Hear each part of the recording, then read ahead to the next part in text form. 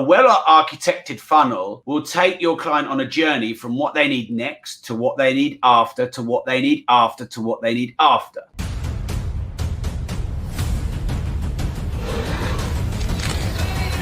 Hi, it's Rob Moore here, and I'm with Shaq Hussyin. Shaq Hussyin is in the house. What's up, everyone? So Shaq Hussyin has the Shaq Hussyin Show. And he's interviewing me on his podcast today, and we're live streaming on my YouTube and my Facebook. Shaq, thanks for having me on your show. Thanks for being on my platforms. I'm all yours, my friend. I appreciate it. So, Rob, firstly, thank you so much for this. We have been spending so much time in Clubhouse together, and I wanted to take you out. I heard you got 1,500 people in that room, which I'm also in that room. So I put my phone away here. Wanted to go deep and ask you a couple of good questions that's in my mind and that's in a lot of entrepreneurs' minds. So first and foremost, for those of you guys who are new to Rob's work, Rob is the founder of a company called Progressive Property, one of the largest UK property companies in UK. The largest. I'll make sure I say that the largest property company. I have got personal mentoring from him, and I have been learning from him for many years. And I am super excited to be here to talk about, Rob, what do you see as the future of marketing online? And just to kind of put things in perspective, right? For all of those you who are watching this new, Rob has done over 100 million pounds. So not just 9 figures, $100 million, but over 100 million pounds in sales. His training company does around 20 million pounds a year. And all around good guy. He's got 17 books out there, tons of speaking awards, blah, blah, blah, all that good stuff. And when I look at someone who's kind of always riding the trend, I think of you, right? Because I'm like, okay, he's always on it. Like, you seem to just make lots of time to be on top of all the trends. I even heard you got a TikTok show as well. Boom. I'm going to do a video a day for 365 days. Wow. Leveling up this year on my personal brand. So I like it. All the channels. I like it. So, Rob, for those people that don't know who you are and of my very poor introduction, in 1 or 2 sentences, what do you do? So I'm an entrepreneur, have been since 2005/6. I've written 17 business-related books, business, property, etc. Have the Disruptive Entrepreneur podcast. We're at episode 620. Just interviewed, I think, our 15th billionaire. Had some great guests over the years. That podcast's been running 5 years. Have the Rob Moore Foundation, which was set up to help young and underprivileged entrepreneurs start meaningful businesses to change the world. Like you said, we've done 9 figures, on the high side revenue since we've been a training company. Our best year was 21 million gross revenue. COVID bit lower, obviously, but actually better profit margin, to be quite honest. I love social media. I love doing podcasts and content. Being an entrepreneur really is what I'm all about. So that's me. I do have a little bit of a life outside. I like collecting things like watches and cars and vinyl. I have had an R44 pilot's license. And you won the Guinness Book of Records for. Yeah, I have the. I don't know if I still have this record. I had for sure. The longest individual public speech, which was 47.5 hours nonstop, and then the longest team speech was about 150 hours. So yeah, I just love business and entrepreneurship. So it's a pleasure to be here talking about that and the future of marketing. Look, I really believe, Shaq, and I'm sure you'd agree, many people are a product or a service-based business and they have no customers or not enough customers, and they don't realize they're actually a marketing business. And I think if we just stopped now and ended this interview, but everyone got that they're actually a marketing business, not just a product and service business, this would have been worth the time. Yeah, absolutely. I like learning from you in person and from your books. I like the way you write your books, and it's fascinating because I was in Dubai, because I'm always going back and forth in Dubai, and I remember in Dubai in the airport, I'm like, this was a few years ago before I had come and met you, right? I saw this book and I'm like, I know that guy Rob. What's his book doing here in Dubai? And I remember reading it, and I was like, I'm not gonna buy it. I'm just gonna take pictures of it. So when I came back, I bought a whole bunch of your books. The money one is probably my favorite one. And then when I met you and I asked you, hey man, so what's your book funnel? You know, I'm the funnels guy. I'm like, what's your book funnel? And you're like, there is no funnel for the book. And I'm like, okay, you do things somewhat totally different than what I would refer to as a typical online marketer, right? And so kind of, I want to really dig deep into what you do and how you do it and the thought process behind that. So let's just start off with the book marketing, right? Like you got 17 books. One, why so many books? Two, how long did they take you to write? And three, like what's the goal with these books? Okay, why so many books? Because I've been writing books since 2008. So that's actually, it sounds like a lot, but it's only one book, every 9-10 months. Two, because they're not all by Rob Moore, like Money and Life Leverage are by Rob Moore, but 2 or 3 are by Rob Moore and Mark Homer, my business partner, the property ones. I include Mark Homer's books, Uncommon Sense and Low Cost High Life, in those because I helped him write those books. So I was helping build other people's brands as well, like my business partner and my property business. I love content. You know, there's plenty of things, Shaq, that I'm a disaster at. But anyone who's known me or followed me for a while would probably say, look, Rob's pretty prolific on content. He puts a lot of content out there. I really enjoy it. It's kind of therapeutic for me. I like giving value to people. So, yeah, I'm going to write many more books. Another reason, Shaq, is because I have so many ideas for books. I've probably got 60 or 70 ideas. The next one I'm writing, Residual Income. I'm doing the 5th anniversary rewrite of Life Leverage. I'm doing Increase Your Fees with Ease. I've just got too many ideas.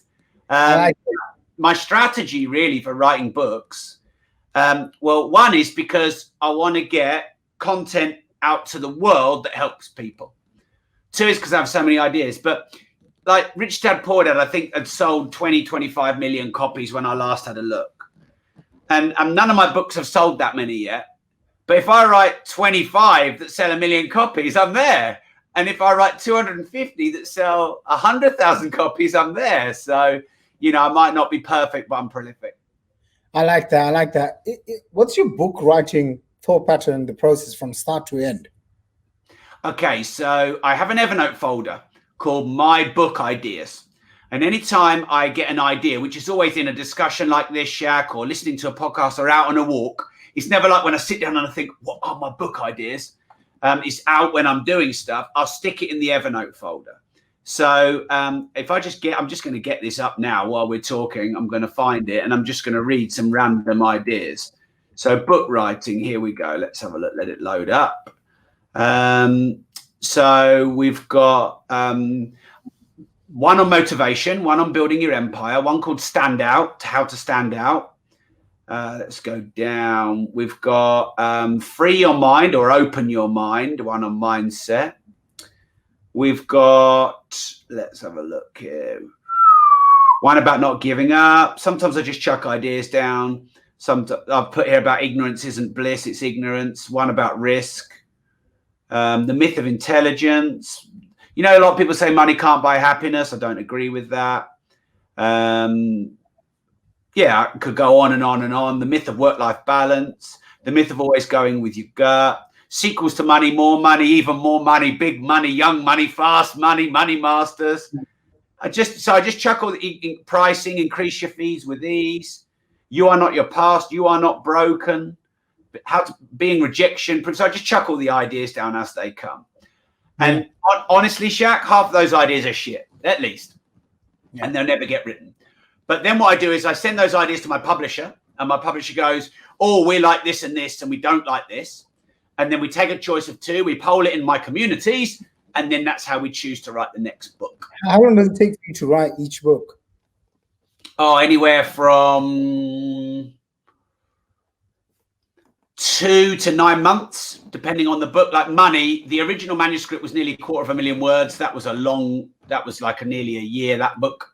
Start Now, Get Perfect Later was shorter. That probably took me 6 weeks, something like that, about 250 pages, that one. And for me, go on. Do you write in the morning or in the evening, or how do you structure your time for that? Right, now it depends.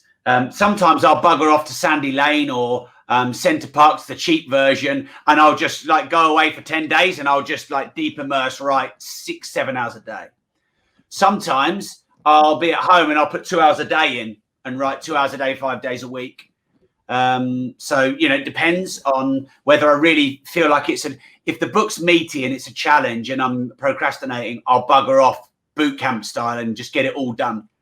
If I feel like I can weave it in, because the concept suits, like Start Now, Get Perfect Later, all chapters were short. I'll just block 1 to 2 hours a day. And I can normally get it done in a few weeks while still doing other things. What's the promotional plan? What's the marketing behind these books, right? Because you're not running a free plus shipping funnel like everyone else. So like what the heck's going on there? Yeah, well, I have a different play. So free plus shipping book funnel can be great for building a funnel, but it's not great for the perception of value of the book. So for example, if Rich Dad Poor Dad started being a free book funnel, it would probably slightly devalue the quality of the book. So if I was going to do a book funnel, I'd write a book specifically for that book funnel and keep it separate. But my play for my books is to create a more organic and a more organic funnel would be the word. So actually my books are a funnel. We've generated millions of pounds of people who do my courses and mentorships and masterminds, thanks to initially reading my book. It's interesting, Shaq, because you said you found my book in Dubai, you grabbed it, and we worked together. Now, there was no automated funnel in that, but there was goodwill built remotely on the other side of the world. Yeah. So actually, if you go through my top 250 clients who've spent 25 to 145 grand with us, and you asked them, where did you first find out about Rob or Progressive Property? The majority of them are either Rob's podcast, The Disruptive Entrepreneur, or one of Rob's book. And the two big ones are Life Leverage and Money. So it's a funnel that's not a funnel. It's just more organic. So in your world of funnels, people are going down this sort of very narrow tunnel. But you know those you go to the fairground and you put the money in the slots and they sort of go ding, ding, all the way down like this and then on the conveyor belt and then money comes out at the end. That's my kind of funnel. Yeah, I like it. That's a very good perspective. Can you talk about your actual funnel? Actually, let's talk about, because when I was, doing masterminds with you and stuff, you did share with us like deep into the funnels, right? Like your funnels, but just kind of as an overview, why funnels are important in your business, and then what sort of funnels are working for you right now? Pandemics happened. Obviously, you've had to transition. So what's been working? Okay, well, funnels are important because they guide your client from being a prospect to a proper community member or a proper client. And if you don't sell them, someone else will. And if they don't go down your funnel, they'll go down someone else's. Now, a well-architected funnel will take your client on a journey from what they need next to what they need after to what they need after to what they need after, instead of just landing on your website and you trying to sell them every single product you've got. So actually, it's more of a journey than a funnel. I call it a staircase or a vertical. But it's really important to give your prospect turned client the right journey to get them the right results. So for example, I'm always giving loads of free stuff first because I want to give value first before I ask for money. I want to build remote rapport and I want to build trust. Then I'll offer something low value to get trust of spending some money, but also some commitment. Because whilst free is great, free advice can be worth every penny. And sometimes or oftentimes people don't act upon free advice, which is why paid advice has a value in the marketplace, which is why the information business is £1 billion plus business, because people rarely implement what they give them for free. But the more they pay, the more they're likely to be accountable. So then from a low cost offer like a book or a Facebook supporter program, just a few pounds, then it'll be the main course, the education element. And that can be anywhere from £500 to £2,000. Now, I always give complete education. There's never like, oh, you need to do more education and more education within the vertical. They can jump verticals. They can do public speaking or podcasting or social media. But within the vertical, when I do them a course, it's a deep dive and it's everything that they would need at that time, unless there's like a proper advanced level. But what do they then lack after education? Accountability and support. So then the next offer is either the support or the accountability program. And then once they've got to a certain level, what do they usually want? A mentor. And so the mentoring is the next level. And then often after that, there's like the highest level club, maybe the boot camp or the retreat, or, you know, the sort of top 10%, they can go into a club like a mastermind. You know, we all know that, you know, your network is your net worth. So that would be my standard funnel or vertical. We've probably got 18 or 19 of those across our company in different forms. Wait, go back to that one, right? Sure. 18 to 19, is that 18 to 19 different product lines? Yeah. Okay. Can you talk to me about service accommodation, no money down, social media, podcasting, commercial conversion, business funnels? Yeah, all the different. So how do you structure that? Can you talk me through how do you structure a, you know, 18, 19 different funnels? Do you get an expert in? What do you pay the expert? Do you own the IP? Like, how does that work? Okay, so it depends. We've built them up since 2008, by the way, Shaq. We didn't do them all at once. Okay. Some have been going, you know, our main property investing course, that's been going since 2008. So it's in its 13th year. So we've built these ourselves just from, you know, learning from people who did it before us, you know, maybe investing in some of the courses of some of the Americans who do it, you know, bigger and better and refining it over time. We have an internal marketing department. In our marketing department, there may be 12, maybe even 15 people, just a sort of a guess head count who, you know, build the customer journeys and do the campaign management and do the show up marketing as well as the front end marketing and the communities at the end that we create. Often there's a lot of cross pollination. Someone will get to the end of one of our funnels and they'll be, oh, I'm thinking about public speaking, and they'll have trust with us. So they'll go across into that one.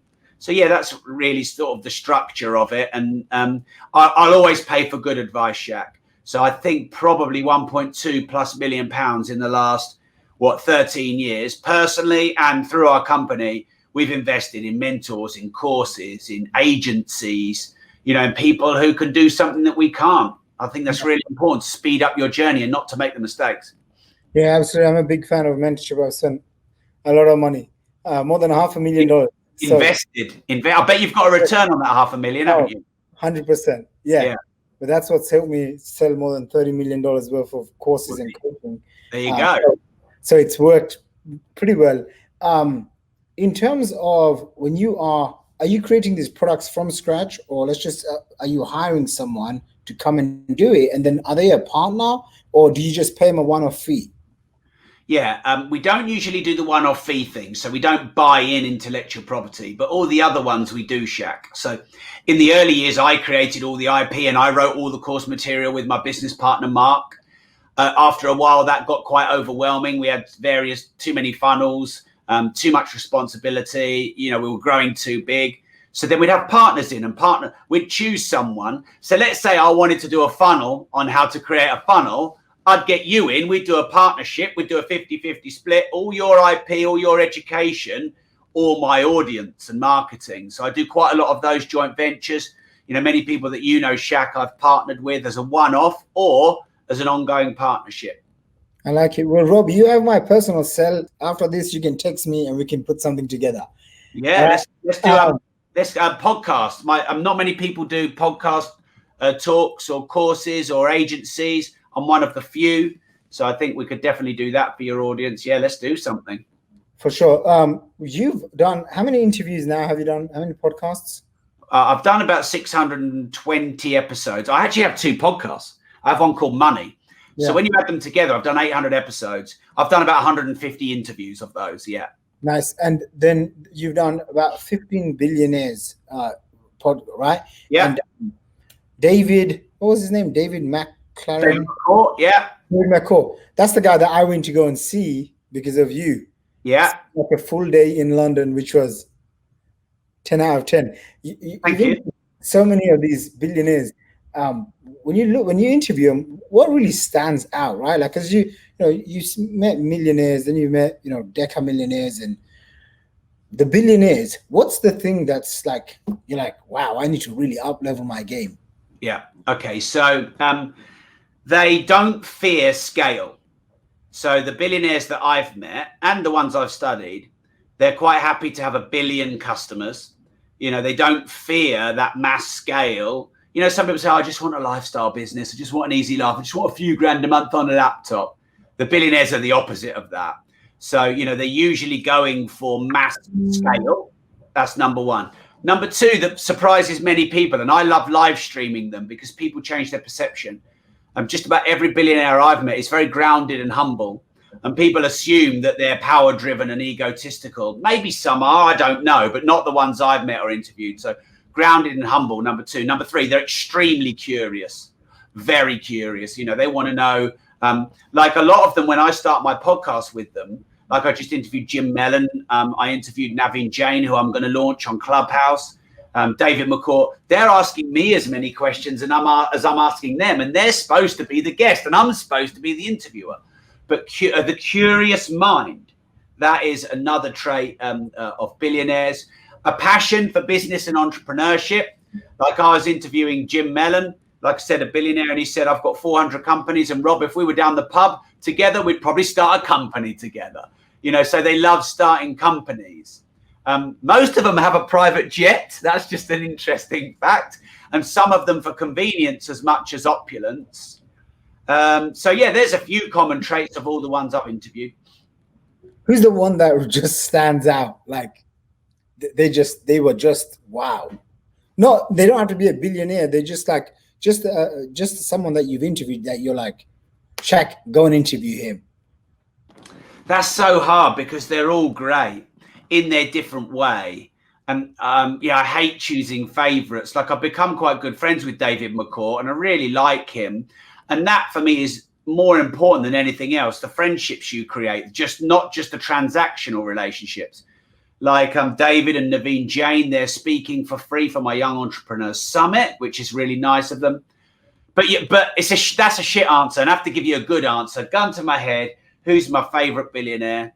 Probably Naveen Jain, because he was funny. He was quite like, he took the mickey out of me a bit on our interview. There was good banter. He's the only person on the planet to have a license to mine on the moon. He's the biggest thinker I've ever met. You know, he's thinking about how we can get the humanity on the moon and mine minerals there. He's also really humble and emails you himself. And hey, Rob, you know, let's do a launch party on Clubhouse together. So I hate choosing, but I'd probably say Naveen Jain. Yeah, you know, I've been doing a series of podcasts, and Dr.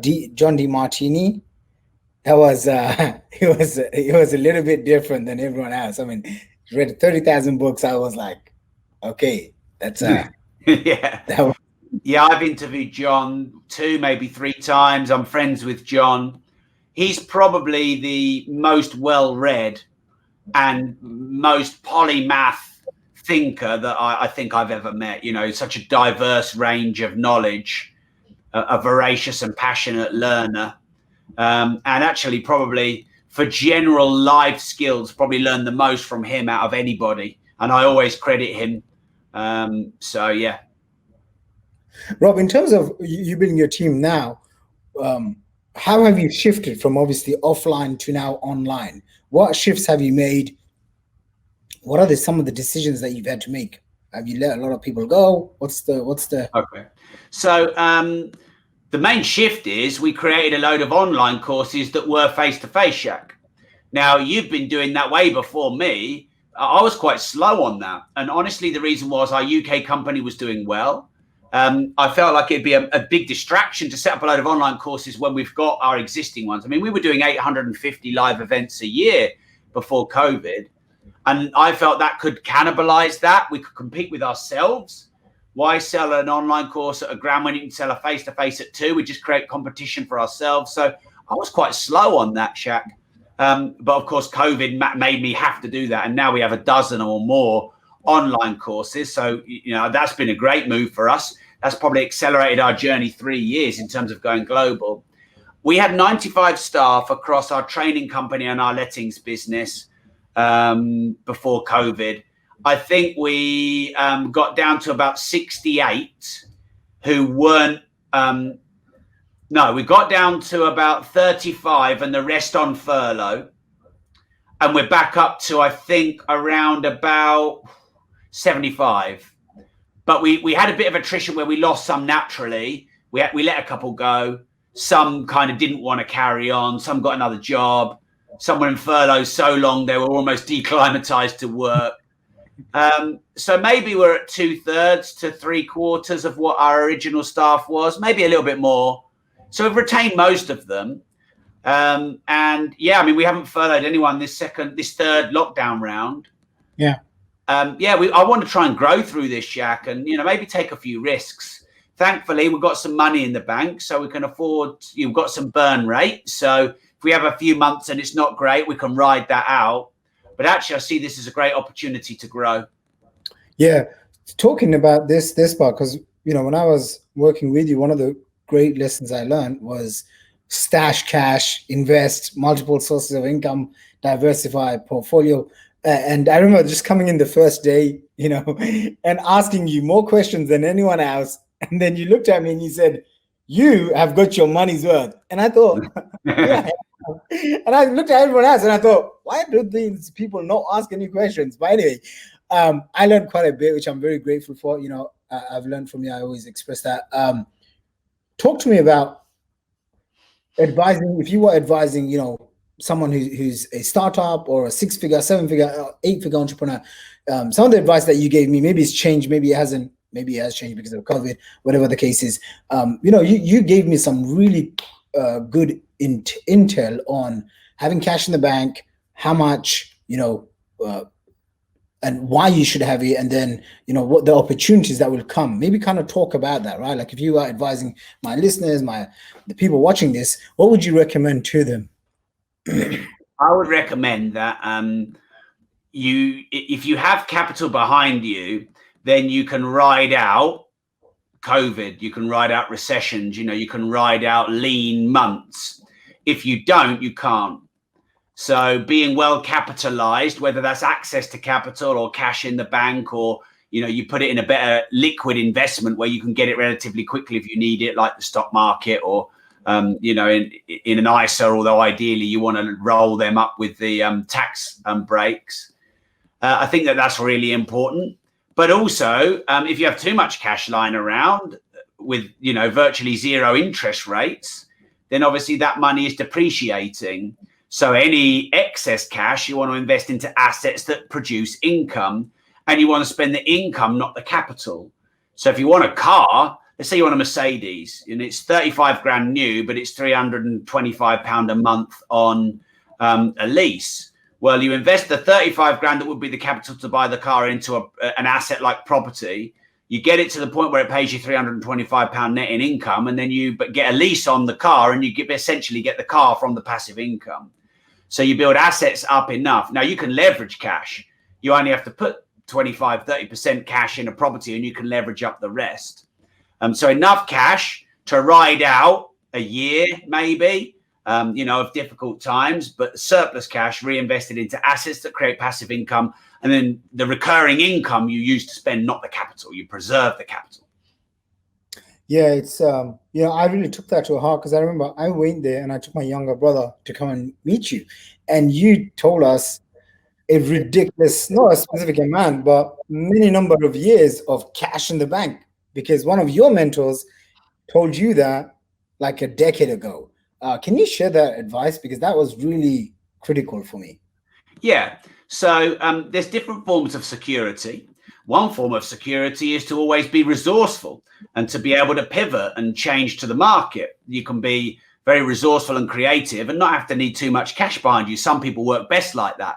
My business partner sometimes says he likes it if people he's working with, staff, partners, haven't got a huge amount of money, because they've got hunger if they haven't got a huge amount of money. That's one type of sort of resourcefulness or security. But on the other side is, if you build up months or years worth of burn rate, then you can survive any storm, any recession, any dip in income, any legal case, any change in regulation, any COVID or anything like that. And the first target would be to get to 3 months. So let's say your overhead is, 35 grand a month. whether it's personal or business. Well, if you get to 105 grand capital in the bank, then you can ride out 3 months with 0 income. Then your next target is to get to a year. So you want £385,000 cash in bank. Or actually it's £420,000 cash in bank, I think, something like that. But, you get £500,000 in the bank and you can ride out a year without any extra sales. Now, in reality, your sales aren't going to probably drop to 0. So you could assume a 50% reduction in sales, which would give you 2 years burn rate. And the longer you build up that burn rate, burn rate is measured in months. So 12 months burn rate on full overhead means your current overhead, you could burn cash for 12 months and still survive as a business. And the longer that burn rate goes up, the more protected you are from these irregular shocks or recessions. So we'd get to 3 months, then we'd get to a year, then we'd get to 2 years. And it just gives you that added layer of protection and security. Shaq, just while you're thinking, one more thing, let me add this. And as a marketer, you'll appreciate this. In marketing, often the person who can pay the most for a lead and at the highest volume wins the game. So another thing about having cash in the bank to burn is to be able to outspend your competitors in ads and marketing. Yeah, I love that. That's why, I'm a big fan of funnels, because funnels allows you to go out and acquire people. And even if they don't buy straight there and then, you can build a relationship and you can be negative. You can be negative on the front end. You can essentially be net down to acquire the customer. But if you've got a customer journey, you can gain profit on the back end, which means you can pay more on the front end, which means you can outbid your competitors.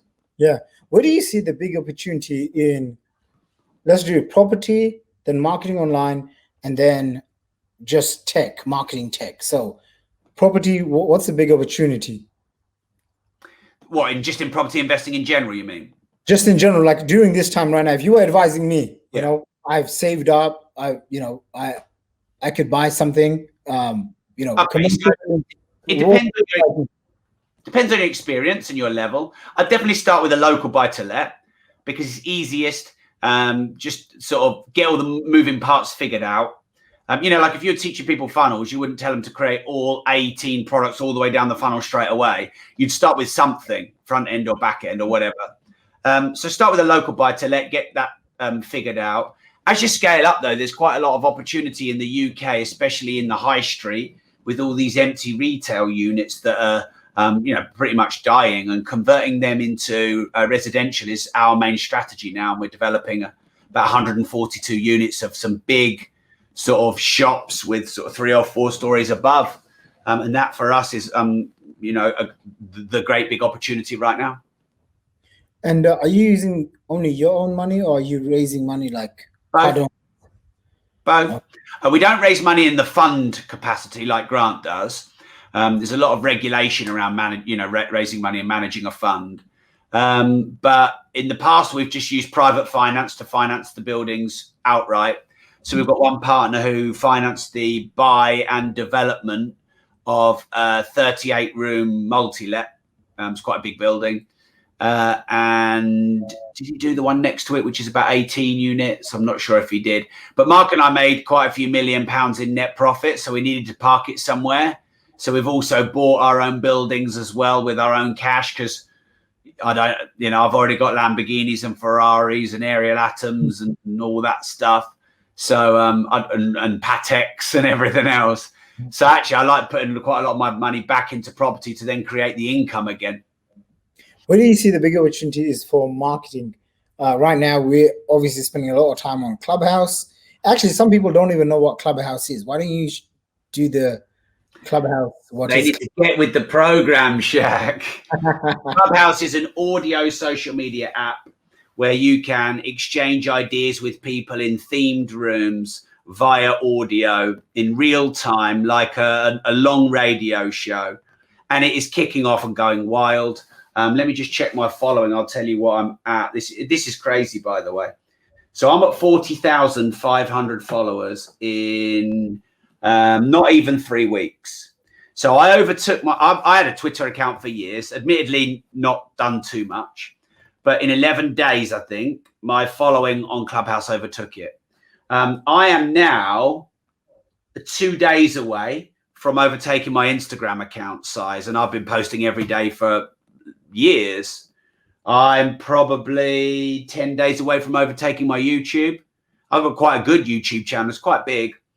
It's just wild and viral. I've made so many connections, as you have, Shaq. So I'm being interviewed on lots of big podcasts. I'm being paid to do speaking events. I've met some, really interesting people. All sorts of opportunities have come my way. I've built like quite a big brand just on Clubhouse. I am the second highest person I know in the UK for following, behind John. I've not seen anyone else with a bigger following. I only know 4 people that I can think of. There will be more, but I only know 4 or 5 people who've got a bigger following than me. And I've put the time in, don't get me wrong, but it's just crazy how viral the growth is and how amazing the opportunity is to build a great brand and to connect with so many people all over the world. I'm in all these WhatsApp groups with all of the moderators. I'm getting opportunities thrown at me all the time. It's just. Why do you think it's grown so fast? I mean, you and I a couple of hundred hours, I think, in that platform, right? Yeah. And, you have to also understand. Like, I checked one of my team members, and he's like, "Yo, I have an Android." I'm like, "Are you kidding me? Like, you're not even on this app." So there's a whole group of people that they haven't even been introduced to this, right? So yeah, they will be soon. But I mean, I would, if I'd have known now, 3 weeks ago, if I'd have known what I know now, I'd have just got an Apple phone, even if I was on Android. I've got a second phone just for Clubhouse because I don't like it on all the time. I like to put it away because obviously it's distracting if you're listening to audio all the time. Well, I think the reason it is like it is, one, it's very new. It's quite unregulated. It's not been iterated 58 times with a million rules and a million changes. It wants to grab market share. So the algorithms are going to be kind in that regard. It wants to grab market share. What I hope it does is make all the other social media channels relax their algorithms, because I've got nearly 150,000 followers on Facebook that I've organically built up over the years, and I put content out every day, Shaq, sometimes 2 or 3 times a day, but it won't give me more than 200 to 300 organic new followers a week. It's bullshit. Yeah. Whereas I'll get 3,000 followers a day on Clubhouse. What's the most like, if you were to give me or someone tips on maximizing Clubhouse growth, what should people be doing when they join this app? Okay, so they should be populating their bio with your bio's like your CV, so make it look as good as you can. Bullet pointy what you've done. So mine is investor, speaker, podcaster, 17 times business author, including money, 2-time public speaking world record holder, disruptive entrepreneur podcast with 620 apps, business of the year award 2016, 9 figures in revenue, 840 rental units. So it's a CV list, because when people land on that, that'll make them decide if they want to DM you on Instagram or follow you. So first, the next thing is you want to get in rooms and get your hand raised and get up onto that stage as quick as you can. And if you ask good questions or make good comments, you're going to end up getting moderated a bit.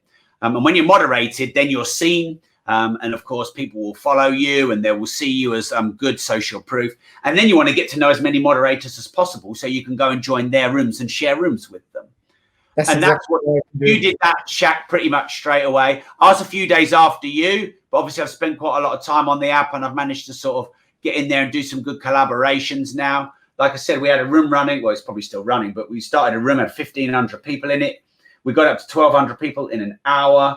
And that's there's 1,200 people in it now, and there's 35 moderators. We're all sort of partnering up and working together. It is the most collaborative social media platform that exists right now. And I love that about it. In a year, everyone might be competitive. Don't come in my room. Don't let that person in my room. Don't let that person a moderator. But right now, it's very open. We've known each other for years, but it's only now we've started talking about doing this podcast and working together on a product. And I think Clubhouse has probably opened our mind to that. Yeah, 100%. I've been going around and I'm like, how do I build a deeper relationship? And I'm like, let me just get them on my podcast. And it's funny because, when I was with you, you had told everyone, go and start a podcast. And I was like, nah, man, I don't know about podcasts. Now I think I'm 150 episodes in, had 2 or 3 billionaire entrepreneurs on my one. So it's been good. Had a few people that I haven't connected. And then I did, like Jay Abraham and stuff. They came on the podcast. That was fun. In terms of other asset classes, I know you buy lots of stuff, fun stuff like art and watches. What's your view on Bitcoin? Bitcoin. My view on Bitcoin is not that many people understand it. And I think if you can really figure it out, you can probably win at it. Because if you really figure out watches or classic cars or property or information marketing, you can win at it. But you've got to know if you're gambling or you're investing. And most people are gambling. So if you want to get into it, one, obviously try and figure out all the platforms and how they work because they're complicated. 2, start with money you can afford to lose. Like if you lost it all, you'd be like, oh, okay, well, obviously a bit gutted, but it doesn't hurt me. 3, pound cost average, which means don't put all your money in at once. Put it in at different times in case you put it all in and then you get a massive crash. And like anything else, if you master any class, like Warren Buffett has mastered investing in companies, you'll make it work. So I'm not for it or against it. I know my own limitations, Shaq, in that I know I don't know enough about it. So for me, I'd put play money in and I'd probably get advice from people who know it more than me. I know watches a lot more. I know information marketing and property a lot more. So they're better bets for me. Now, FOMO is the worst thing ever for all of us. Like, Clubhouse rooms and you fear of missing out in some of them if they go wild or whatever. But, a lot of people are getting into Tesla stock and Bitcoin because of FOMO. And look, it's really high at the moment, both of those. And everyone's talking about Tesla and Bitcoin. But I think that, it could be quite bullish. It could be a bit bubblish. Because if everyone's talking about it, it means all the non-sophisticated money is talking about it. And that usually creates a bubble. So honestly, I'm not advising, but just honestly telling you, Shaq, I'll probably wait to go in again when there's another correction. There may not ever be. I might miss my chance. Rob, just as a friend, I've been in it since early 2016, way before the big up. And so if you ever need to have a chat, just hit me up and I'll tell you what I'm doing. So I will. Yeah, because I remember getting in after my friend had acquired close to 1,000 Bitcoins. And he was one of my students that was teaching him internet marketing. And he had gone on to make a few $1 million. One of my most successful students. He surpassed $20 million in sales for himself. And he was like, Shaq, you helped me so much. You need to get into this thing. I was like, I don't want to do it. And then slowly he got me into it. And that's, it's basically where I am at least 50% of the time in that space when I'm not focusing on funnels and Clubhouse. Yeah, I get it. Like you figure it out, you know it better than anyone else. You're probably going to do well. Yeah. We're going to wrap up in just a few minutes, but Rob, I want to say huge thanks. You have 17 books. What are the most popular books? If someone wants to read 1 or 2 of your books, I'm going to include the links below this video and stuff. But during this time right now, what's 1 or 2 books that you can recommend? And then I have one final question, and then we're going to wrap it up. So if I were to say 2 books of mine, the bestseller and the bestseller pound for pound, i.e. sold slightly less, but in less time. So the bestseller is Life Leverage, which is basically how to outsource most of your life and to create leverage and to sort of save time, business life and personal life. And then Money, because Money pound for pound has probably sold more, but it's just not been in the market quite as long. For me, I don't think there's enough education around money. I think people don't have a good enough relationship with money. It's either too greedy or the opposite, where it's, they don't value it enough and they're always poor. So for me, that's probably the book that's done the most good, because, if we can get well educated on money and understand what it really is and have a great relationship with it, then we can master it. It can be a servant to us rather than us a slave to it. And we can make money and make a difference. So money, life leverage. Yeah, last final question, just to wrap up on the 45-minute mark.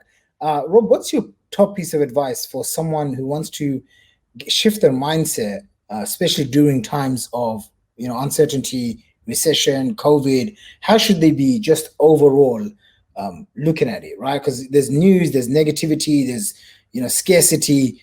Like, what's your shift? What's the shift that you can advise someone to have to be more abundant? Okay, so the main concept, which I believe to be a fact of humanity, is balance, in that every upside has a downside and every downside has an upside. And in any event or situation or person or circumstance, it will have equal upside and downside as you perceive it. So, in creative destruction, like we've gone through in the last year in business, when one business dies, another business flourishes. When one person dies, another person is born. So understand right now that there is massive upside opportunity from the downside of COVID, the downside of the lockdown, and whatever downside in business or life that you've experienced. There's an upside. There's a birth to the death. There's a creation to the destruction. There's an upside to the downside. And I think when you understand that, it really helps you maintain a healthy balance, wisdom, perspective, growth, evolution. So, for example, if you're in any extreme, then you're going to live probably quite an emotionally triggered, destructive life. Like if you're overly up and elated, then you're probably going to create chaos because you're not seeing downside and you're not careful and considered enough. But if you're just all downside, which is depression, you're only going to see downside and you're not seeing opportunity. So in any moment in time, if you can understand there's an upside and a downside, like doing this interview together with you, Shaq, we'll educate some people, we'll get some new fans.